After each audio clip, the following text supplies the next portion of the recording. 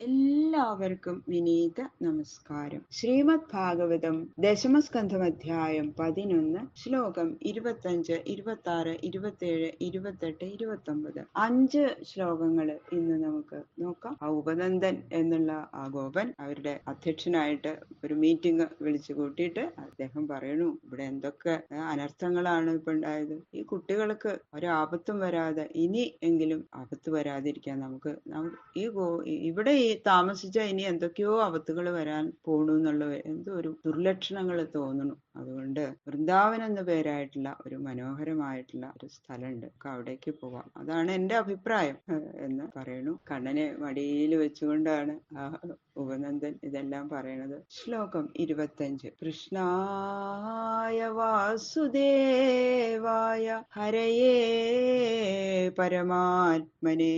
പ്രണതക്ലേശനാശായ ഗോവിന്ദായ നമോ നമഃ. ഓം നമോ ഭഗവതേ വാസുദേവായ. ഓം നമോ ഭഗവതേ വാസുദേവായ.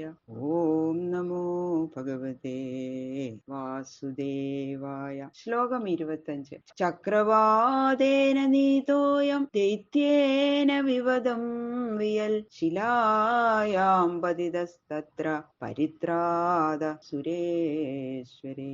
ഉപനന്ദൻ പറയണു, ഈ കുട്ടിക്ക് എത്ര ആപത്താ നേരിട്ടത്. ചുഴലിക്കാറ്റായിട്ട് വന്ന അസുരൻ ഈ കുട്ടിയെ എടുത്തുകൊണ്ട് ആകാശത്തിലേക്ക് പോയില്ലേ. ആ പക്ഷികളൊക്കെ പറക്കണ ആകാശത്തില് മനുഷ്യര് വിശേഷിച്ച് ഈ ബാലൻ എങ്ങനെയാ ഇരിക്കാം?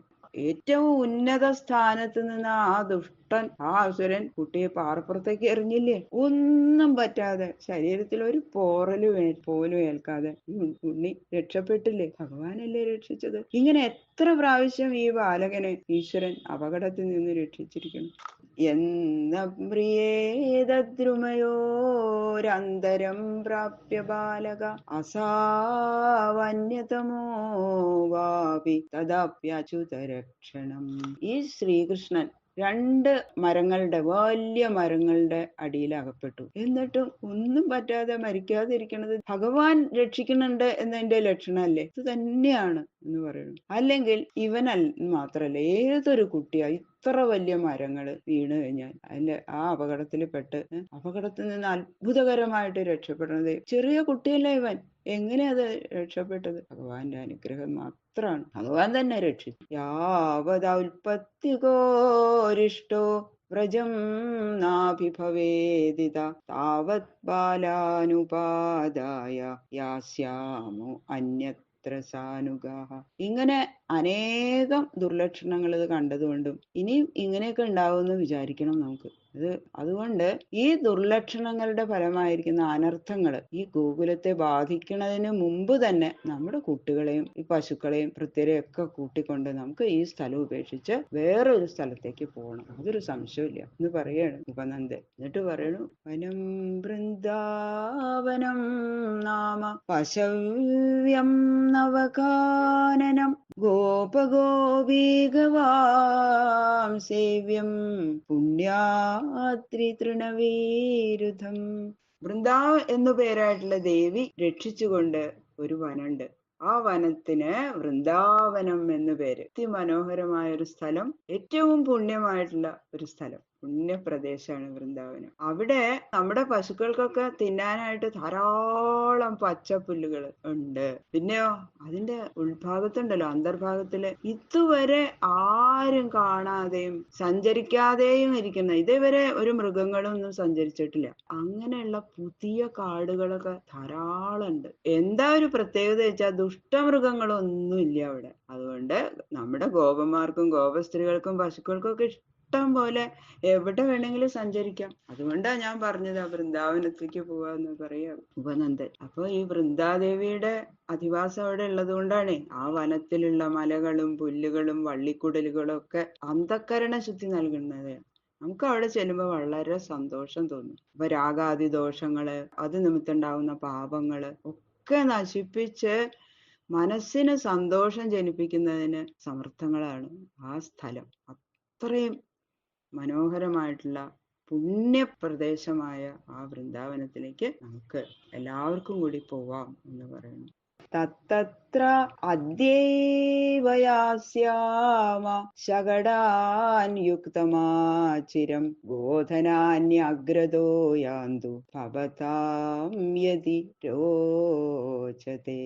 എല്ലാ സുഖങ്ങളും അവിടെ ഉള്ളതുകൊണ്ട് ആ സ്ഥലത്തേക്ക് ഇപ്പൊ തന്നെ നമ്മൾ പോണം. ഇന്ന് തന്നെ, ഇപ്പൊ തന്നെ വേഗം എല്ലാവരും കാളകളെയൊക്കെ പൂട്ടി വണ്ടികൾ കെട്ടിക്കോളും. താമസിക്കാതിരിക്കണതാ നല്ലത്. പശുക്കളാണല്ലോ നമ്മളുടെ ധനം. ആ പശുക്കളെ മുമ്പ് കൊണ്ട് കുറെ പേര് പശുക്കളെ മുമ്പിലാക്കി തെളിച്ചു കൊണ്ടുപോയിക്കോളും. ഒരു സ്ഥലത്ത് താമസിക്കാൻ പോകുമ്പോ മുമ്പില് ആ സ്ഥലത്ത് പശുക്കളെ കൊണ്ടുപോയി കെട്ടുന്നത് മംഗളകരമാണ്. പശുക്കളുണ്ടായ സർവ്വ സുഖങ്ങളും അവിടെ ഉണ്ടാവും.